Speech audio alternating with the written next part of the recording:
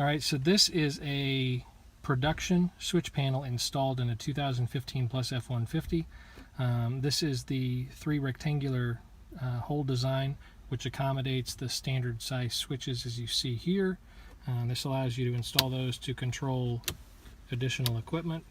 Of course, these universal size switches come in various looks and labeling, but this is one example.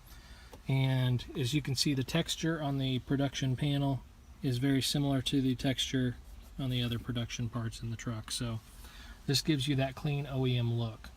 But this is the 2015 Plus F-150 center console switch panel to control electronic equipment in your F-150.